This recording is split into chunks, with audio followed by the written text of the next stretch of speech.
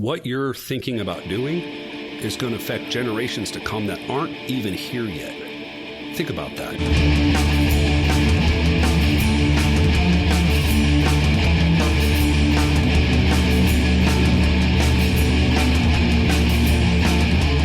Welcome to Talking Filthy, another episode with my friend Charlie. We recently talked about his endeavors with the U.S. flag.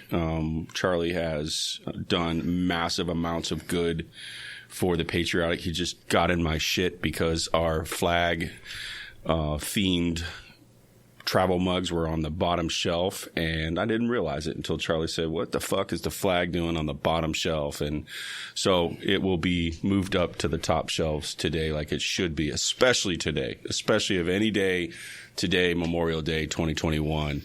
Memorial Day is not about celebration. Memorial Day is about remembering those that sacrificed everything. So I do encourage you to go spend time with your family, eat, be happy, be joyous, because that's what, when those men and women go overseas to do the country's deeds, that's what they want. They want freedom. They want liberty. And so enjoy that day in that sense. But remember, it came at a tremendous cost.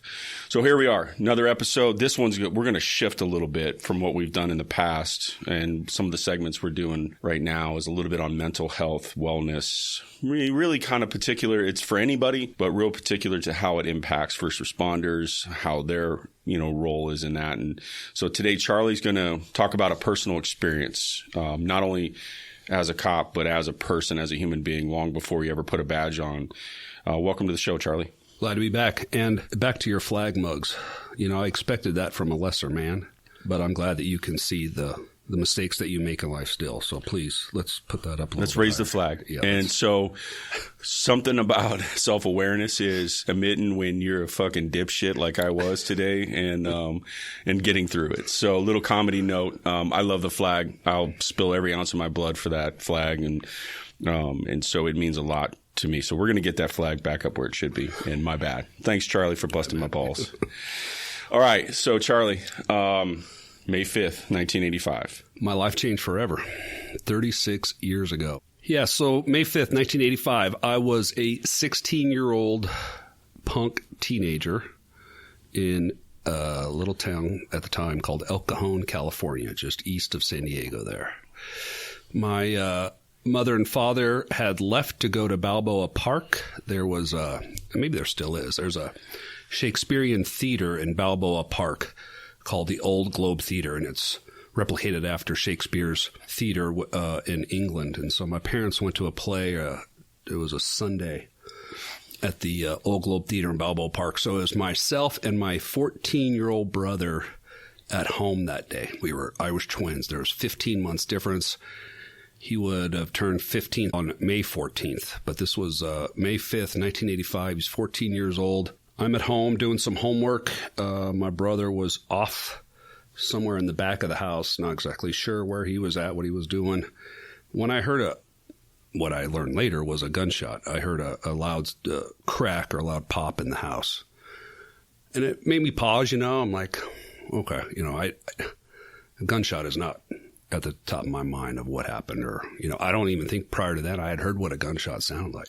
Kept doing what I was doing, and I was playing baseball at the time. I was a JV baseball player, and I was looking for some stuff for the gear for Monday. So I'm looking, and I went out to my car, couldn't find it, and went back to my brother's bedroom to ask him if he had seen the gear that I had. And all his room was made, his bed's made, and on his desk I could see there was a piece of notebook paper. And it started off with, I don't even know, "Dear family, I'm sorry." I didn't even read the rest of it, right? My parents' master bedroom door had been closed. I opened it up, and there was my brother lying on his back, suffering from a traumatic, fatal gunshot wound to his head. It changed my life. You're 16, never seen a deceased person in your life. Certainly, talk about traumatic. You come across your brother laying there. What do you do?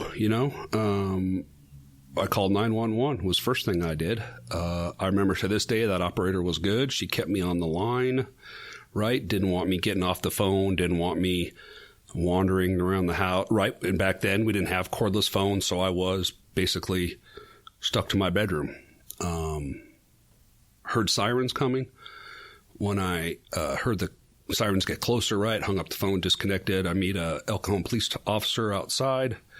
I just point. He tells me to stay outside. He goes by himself in the back, and that's when the balls start rolling. You know, they start calling EMS. They call ambulances. So a neighbor had showed up and called some other friends of my folks.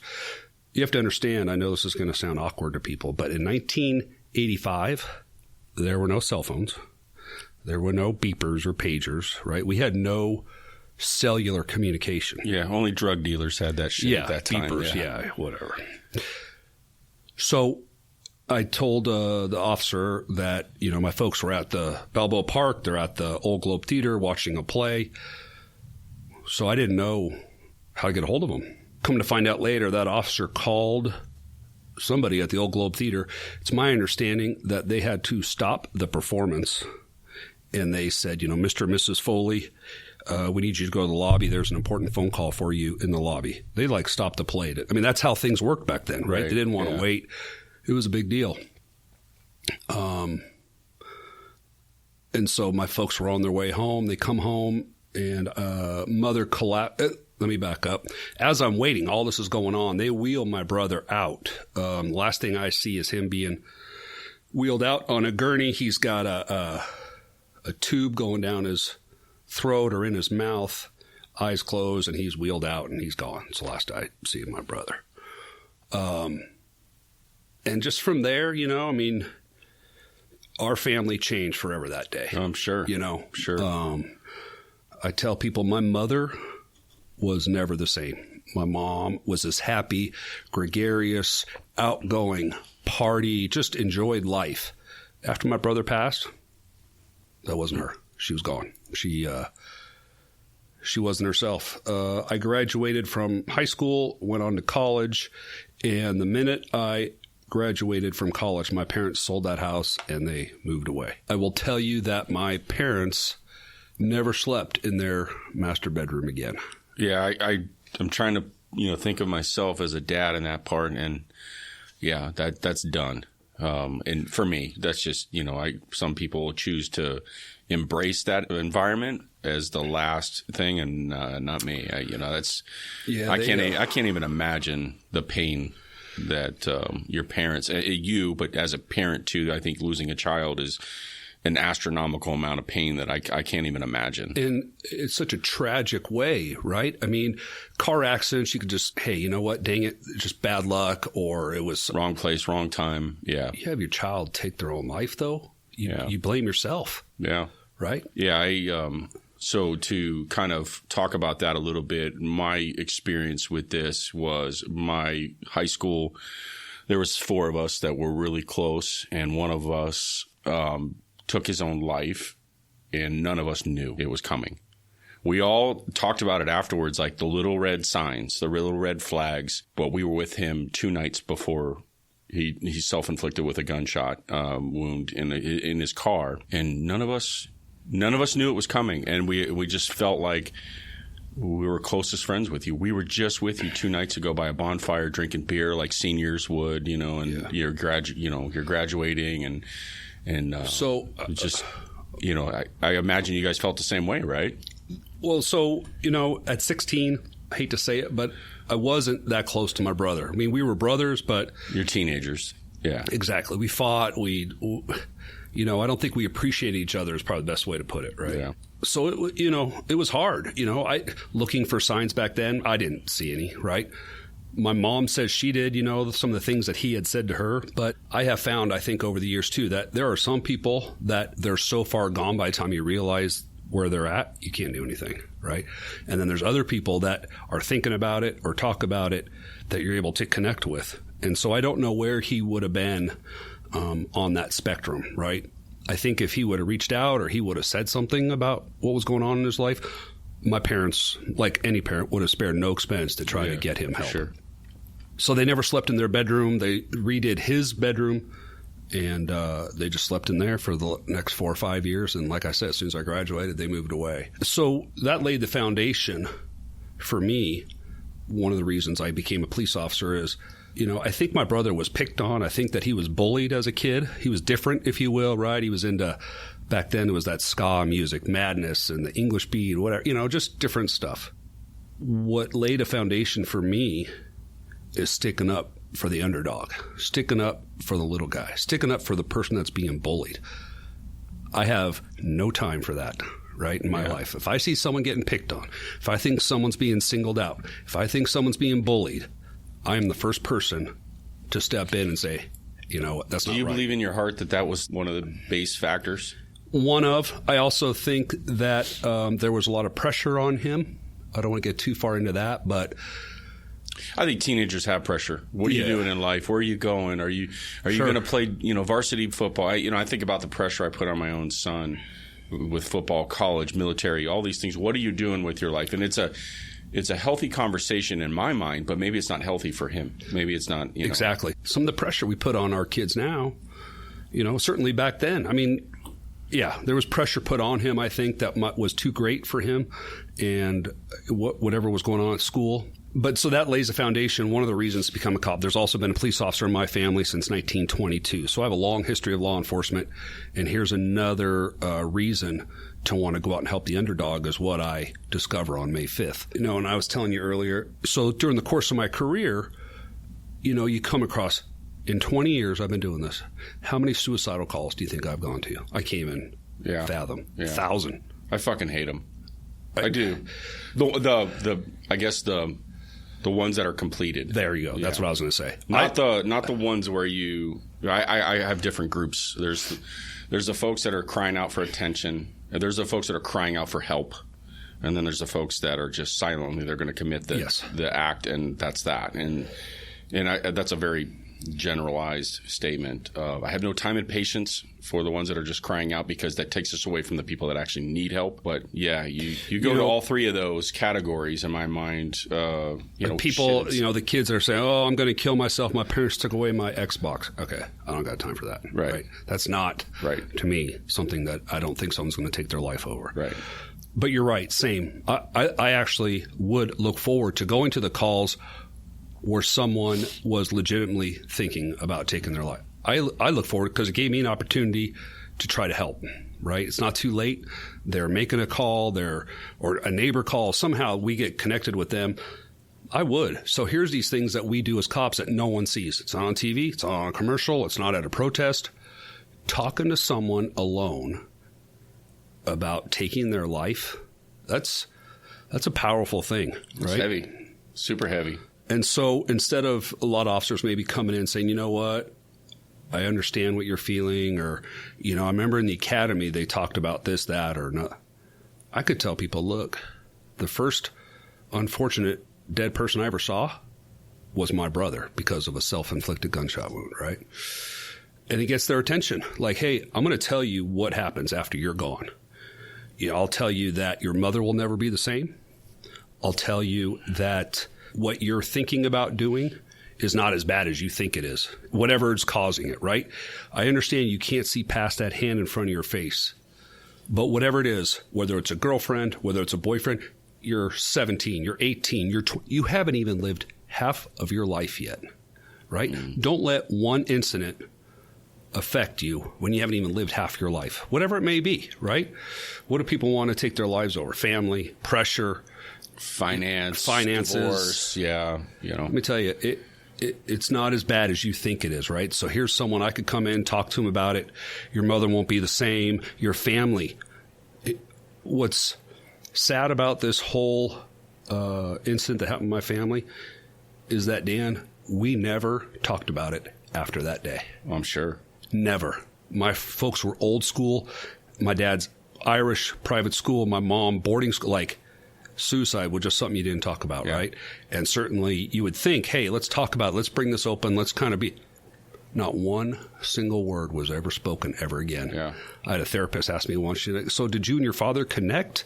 Did you guys talk about this and try to, ma'am, we never said one word after my brother passed. And that's sad. Probably in some ways it might have drove you guys apart, too. It was sad, right? It was on the, and I could have stepped up and said something, but our family. Well, you're a kid. Yeah.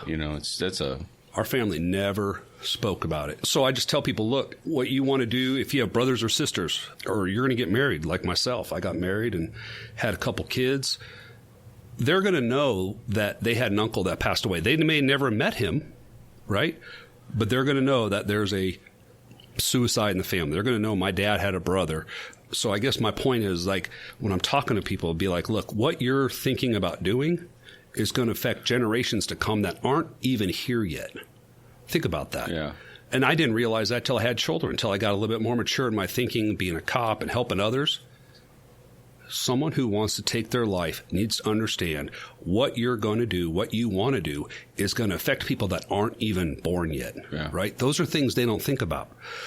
Why do we want to put that on a generation that's not even here yet, right? What did they do? Why do they have to live with that? Why do they have to, have that, I don't want to say stigma, but have that, in their family? If they're ever asked, hey, has anyone in your family ever committed suicide? What kid wants to say, yeah, I had an uncle? No. Yeah. So I think people need to realize that and just help, I just want to help others. Some people, my family had asked me, like, you sure you want to do this? You want to go on this podcast and talk about your brother? My brother's name was Jack. John Roy Foley. Jack Foley, we call him. Yeah. I said, if Jack's passing, Jack's death can help one person, why not? I'll do it. I've lived with this for 36 years. I'm at a point now where I can feel free to discuss it. I'm coming to an end of career in law enforcement. I'm getting out of it. I'm not going to have the contacts, I think, at least face to face like I once did. So if it could come on and talk to you or talk to other people about the effects of suicide or, how it affects the family, I'll help anybody I can. Absolutely. Yeah, I think, the impact of this thing is so hard to see when you're on that side of things where your depression and chemicals in your brain, there's a whole lot of factors. And I'm not a doctor, and I'm not here to say we have the answers. This is all perspective, understanding what this session is about, and hopefully it impacts anyone and everyone involved with that type of situation, that even your strongest of the strongs have their days where, especially when they start racking up, you have 3, 4, 5 days, 3 weeks of these things. And then the things that you do wake up for start to dissipate into more and more and more. And then the scales tip. And somewhere in that is hopefully interjection by family, by friends, by the person involved seeking help. Yeah. I was going to say, I'm sticking up for the family, because what happens if the family doesn't know that person's suffering? Yeah. They need to see that, if it's close family, a wife or, brother or sister that lives close by, they can see you're having difficult times. But if you live a state or two away, so I think it's also up to the individual to kind of say, look, I could use some help right now. It's okay. And I know that is so damn hard for military guys, cop guys, and, men and women to say, you know what, I'm having a tough day. That shit's got to stop. I know. We've got to stop doing that. Coming from a background of, many years of just, you paint this warrior environment on yourself as part of the profession for a lot of reasons. It's a survival mechanism to keep us alive, to make us feel stronger. The problem with that is when you're not strong, you don't have a flotation device for that. Yeah. So it keeps us alive on the streets, call to call, but behind the scenes, it doesn't. It actually makes things worse. And I wish, that there was a recent training that the department put out about suicidal thoughts and helping others and stuff, and I think it's important that if you've had a family member commit suicide or you've, come across your own family who has killed, I think I don't know how you take care of calls like that. Do you talk to a sergeant? Do you go still? Every time I would go to one, that's a traumatic event. Yeah. Right. What do? You tell your sergeant, hey, I can't take that call? No. Right. We don't do that. So I don't know. I wish there was some sort of mechanism that we could work for those people there. And there's not many, right? There's, a few here and there on a department that have actually been through what I've been through, I think. But, Yeah, we need to navigate that. We need to understand that having these folks go to, a suicidal call or, the aftermath of one, they should be told to go home. It's not your case, whatever. If you want to do scene security, you're good. It's a traumatic event. That's all I can say. So to keep reliving that, as I have, unfortunately, for 20 years, you're right. I think it's time. It wears on you. Yeah, it does. It sure does. I can think of a friend of mine who was a night detective back when that was a thing. And I remember him telling me, dude, I've been doing this for 5 years. And so just to put in perspective for our listeners, a night detective basically filters out every major incident that would come across in the after hours, after business hours. And they would basically filter out what detective unit would get the crime, the case for the next day. And in doing that, they become the first to see everything. It's not like you're a burglary detective, so majority of your stuff that you investigate is burglaries. No, they saw murder, rape, pillage, the whole deal. And I just remember him saying, I can't take any more suicides. Of all the things that this guy would see, he said, I cannot fucking take one more person taking their own life and walking into that scene and the whole family just blown away at that, and so I remember that a few years ago when he said that, and it was really impactful to me. I was like, I never fucking thought about that. I never thought at that point, I had 16, 17 years on in the agency, and I was like, I never thought about you guys in that perspective of. Did he have a family member? Do you know, was there suicide in his family or something? Or? No, there wasn't. Okay. But the impact of that profession. And suicide affects. Well, I don't know. He never told me. Yeah. So I can't say, but. It affects people differently, right? Back in the day, Catholics were told that if someone commits suicide, you're going to hell. Yeah, it's a sin, right? It's one of those. Man, right? So that stigma starts there. So, that's hard for people to talk about, and maybe because my folks were, pretty strong Catholics, maybe what had happened, they didn't want to talk about. They didn't want to think that my brother, was somewhere else other than heaven. So I remember thinking when my friend Jimmy killed himself, is his soul lost? Does that sound weird? Yeah. Did he go to heaven? Did he go to hell? Was he just lost? I mean, his soul was lost on earth, but. So was it lost? All I can say to that, and I'm sure you would agree, is when people take their life, it's not them. They're not in a clear mind of thinking. So I think they need to understand that, look, who he was or she was for that moment, that they were in a dark place. They weren't themselves. It wasn't them, right? We have to look at the other 13, 14 years that they gave us in terms of my brother. That's the person that we knew, not this person that, took their life on that day. So, yeah, no, 100%. I think there's and I'll tell you, I'm not going to go into too many details, but I've had my own bouts where you put your feet on the floor and you start questioning, you start, I don't even know how to describe it, but you're not yourself. No. And as you know, you and I both have been through some tough times on our department. You probably personal stuff too, but I've been through some tough times in the department, and don't think I didn't think about it, right? And I've been asked, hey, are you feeling suicidal? Right, I go see a shrink or a doctor or something. Am I right now? No. Have I thought about it? Sure. Yeah. And I don't want to speak for everybody, but I think a lot of people have said at some point, I've thought about it.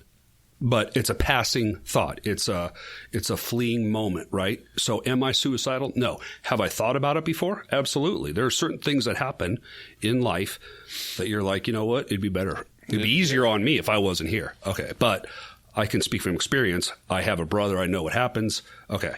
I'm going to fight through this. And let me tell you something. I do not give up. Just like you, I keep fighting. My phrase now, my mantra, if you will, is some days are better than others. Is every day perfect? No. Is every day happy? No. Is every day terrible? No.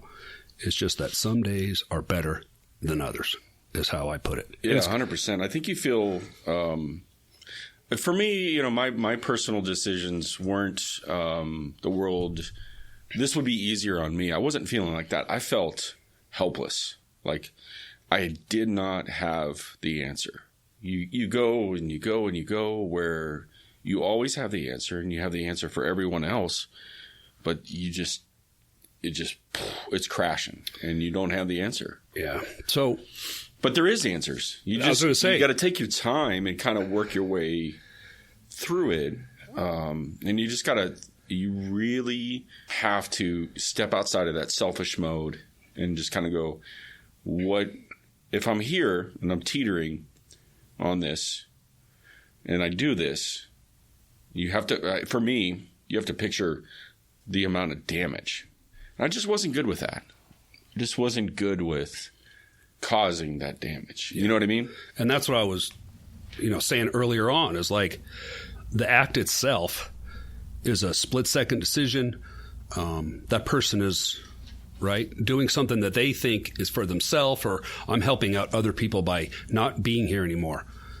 Man, the ripple effect, though, right, that goes on from, again, generations aren't even here yet. A mother who is never the same. A sister who suffers with it, every mention of it, or, and even now, movies. I'm cognizant of movies that might have a suicidal scene or act in it. Someone asked me, I guess this latest Star is Born, hey, have you seen that movie yet? And I said, no, I haven't, with Lady Gaga and whoever else.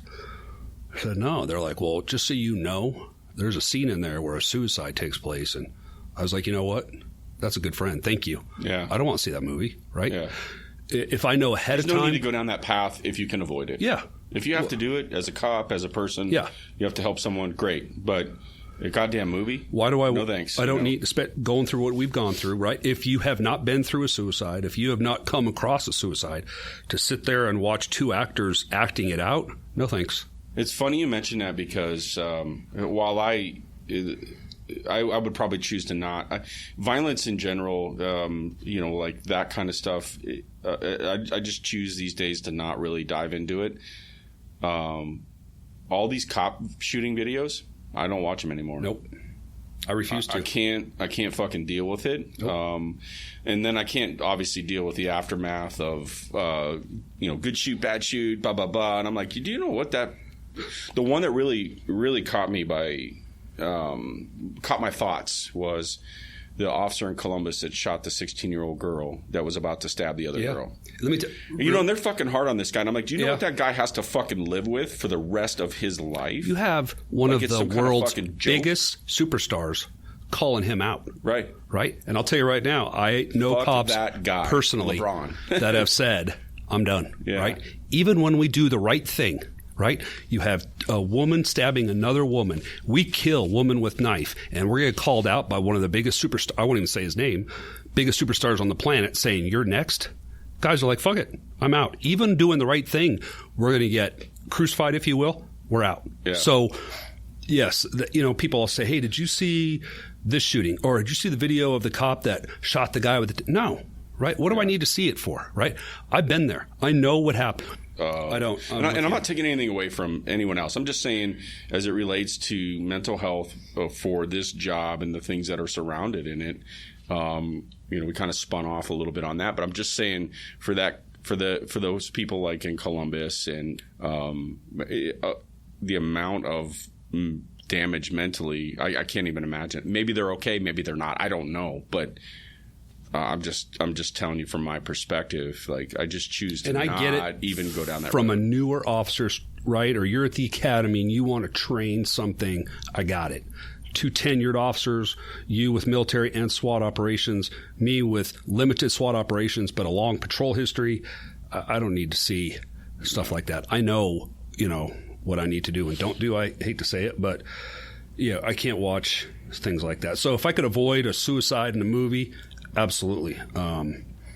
Right? Don't put ourselves in those positions. And I have friends that'll look out for me or that are aware of that, and they'll let me know, hey, you don't want to see this movie. It's not, they don't talk about, which I never knew, never saw any of those movies, and now I have no reason to. Yeah, I think that's a good call. The, here you are 36 years later, man, you'll never go down that path at this point. And I don't think you should if that's the way you feel. And you should just come to accept that. I think when you've experienced that, same with me, is that I don't care to go down that path if I can avoid it. If someone needs help, great, I'll help.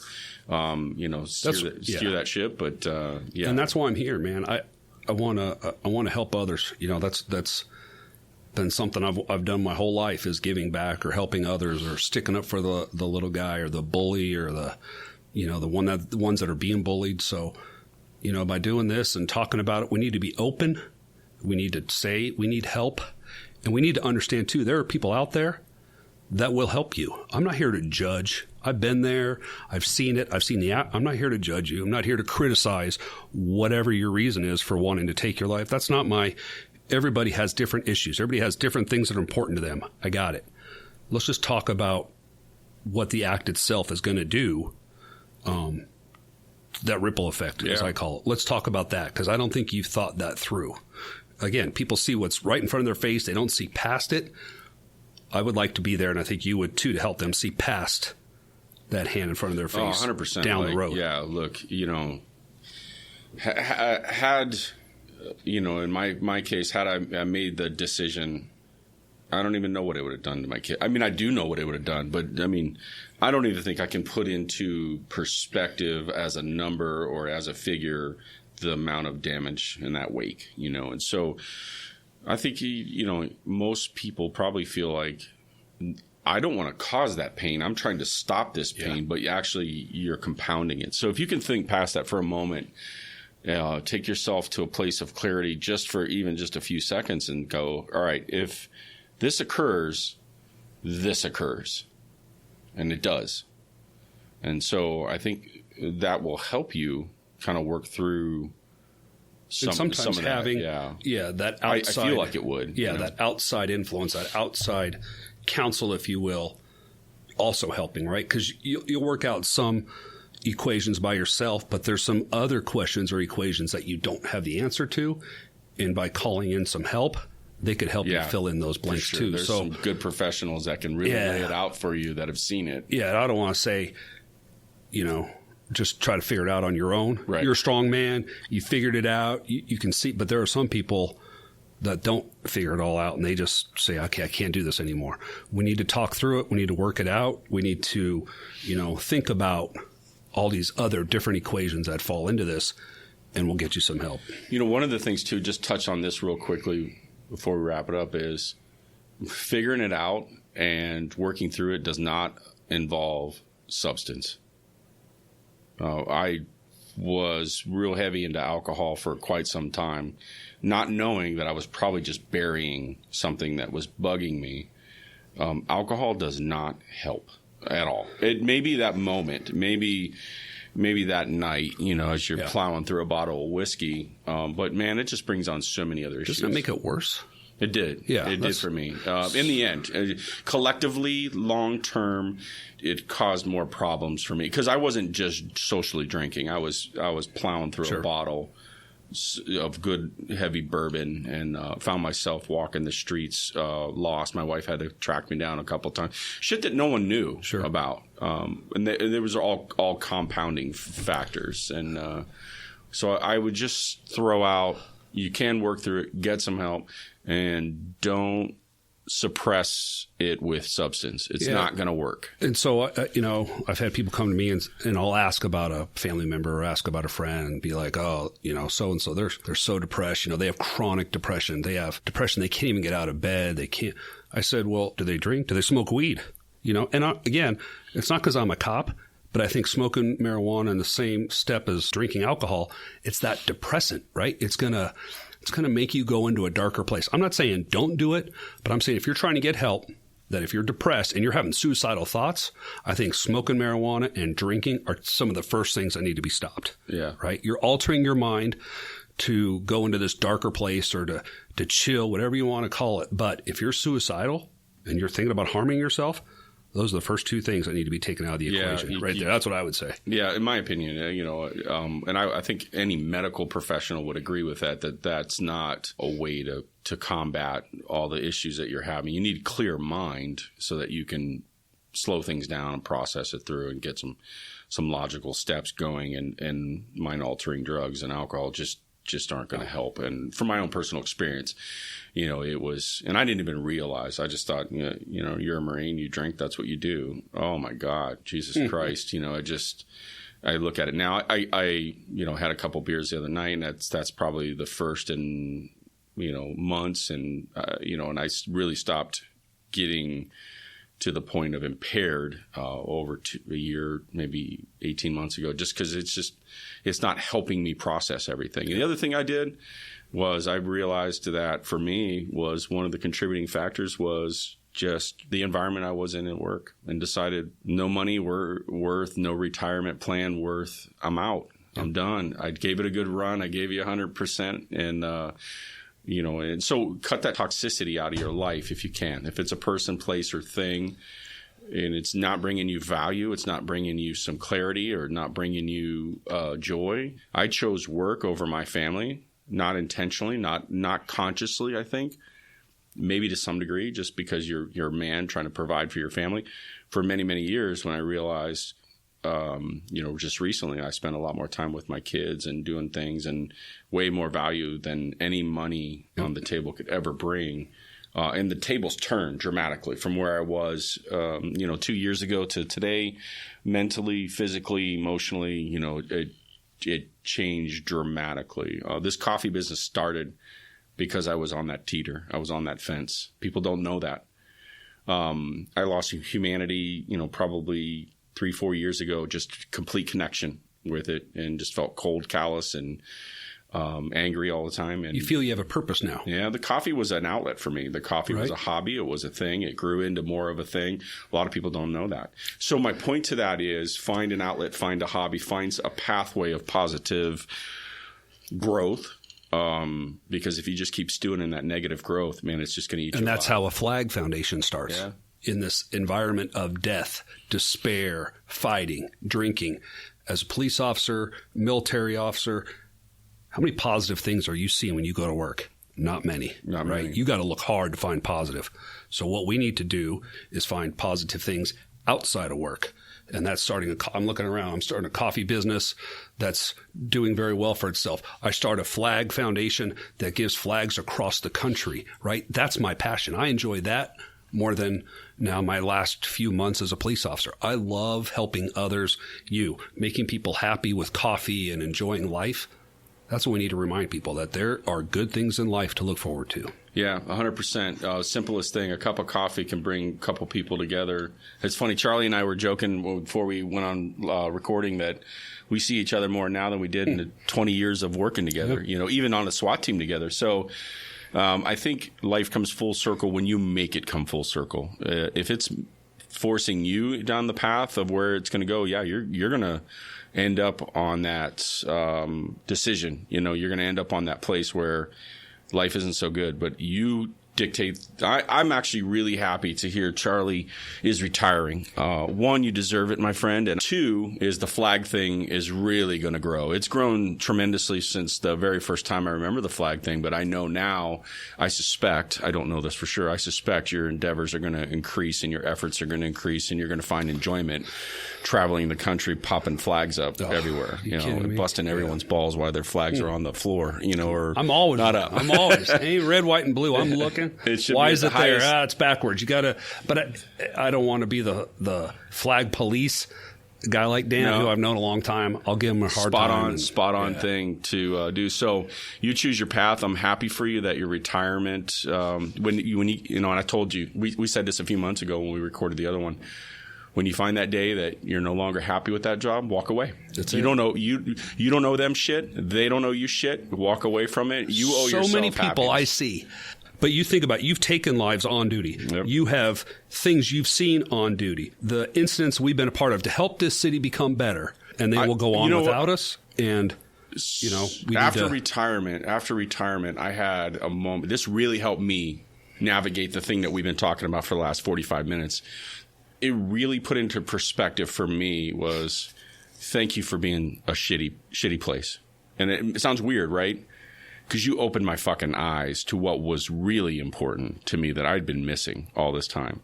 For many, many years, I'd been playing this nobility of service, and all of that is great, and I wouldn't change any of that. I got to be a cop on September 12th, 2001.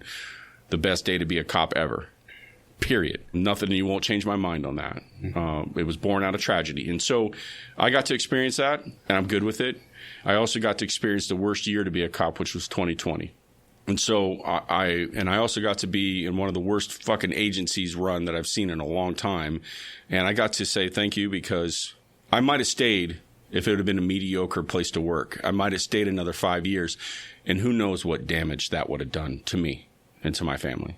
I would have missed my kid going to the military, graduations. I would have missed all these moments as a teenager, teaching my daughter how to drive. So my point to all of this is, you as a first responder, it's a job. It doesn't make you. It doesn't comprise you. You were a noble, person of high integrity before you started that job. That's why you got the job. So don't rely on that. You don't need to rely on that. Believe me, they need you a hell of a lot more than you need them, period. So I'm glad to see you choosing you're going to do well. The money's not a factor of retirement. You're going to live and thrive, and I'll tell you this, 6 months after you retire, you're going to feel like you just shed 50 pounds of dead weight. That's what people have said. It's like you have to go through a detox program. Oh my God, just a personal detox of, what we've been through for the last 20, 25 years. Yeah. Like, just clean out of your system, come back. Yeah. You'll be a new person. You're like, you wake up one day and you're just like, what the fuck was I thinking? And I wouldn't change anything. It was an awesome career, awesome, times and all of that. But I'm glad I didn't stay longer. And for me personally, that was a choice. And I respect if someone's like, I'm happy, I'm okay with it. Sure. I'm in that place. Good for you. The minute you're not happy, like every week not happy, then you got to go. Yeah. You got to go. And people have experienced different things in their career. You and I have experienced things. Some people have not. Everyone's got different experiences. Sure. So that's all it comes down to. Well, Charlie, I wanted to thank you for sharing such it's been emotional, 40 minutes talking about this for both of us. And it's impactful. I hope that if you're thinking about doing it, that you think twice. I really do. I hope you reach out for help out there if you need it. I think if you're a family member that suspects, a family or friend, go that extra mile. Don't just dismiss it. Get that extra mile to help them, what they need.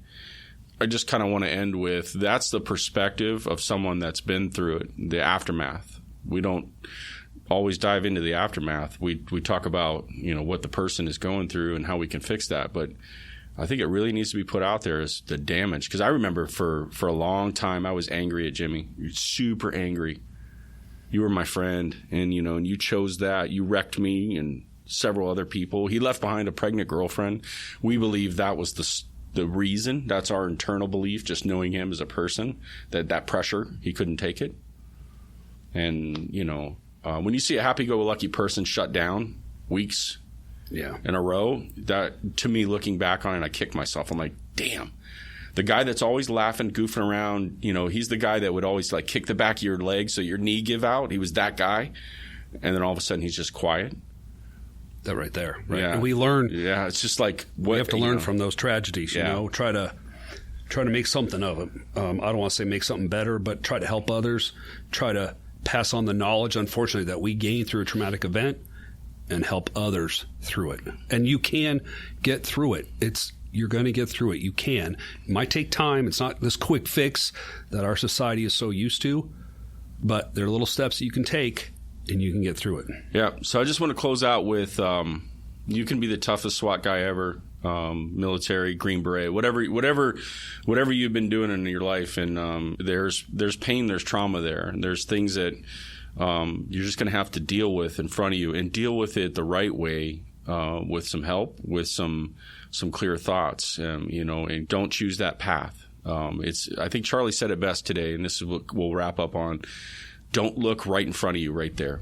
Look, out ahead down the road, because it will get better. You can get better if you put the right effort into it and get some help and choose another path. So thanks again, Charlie. My pleasure. If people know if they want to get a hold of me, talk to me. I am I'm not a licensed therapist. I'm a guy who's been through it, suffered through it, seen my family suffer through it, and all I can do is help you through that, right? So if you need to get hold of me in any way, get hold of Dan Spencer here at the coffee shop. He could pass on my info. Just know there are people out there that love you, people out there that care about you, and people out there that want to see you succeed. Don't think that everyone wants to see you fail or that you are a failure. People care about you, and there are people that want to help. Thanks again. My I'm pleasure. going to go fix these flag mugs and get them up where they need to be. Happy Memorial Day, everyone. Have a great summer. Peace.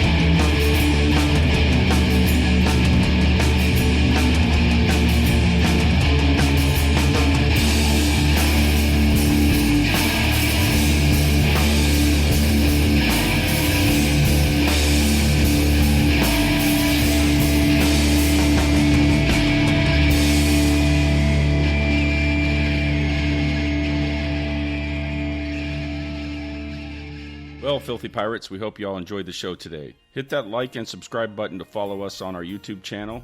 Check us out at www.filthypirate.coffee or come see us to sample our amazing coffee at our store. Stay caffeinated and give no quarters to your morning.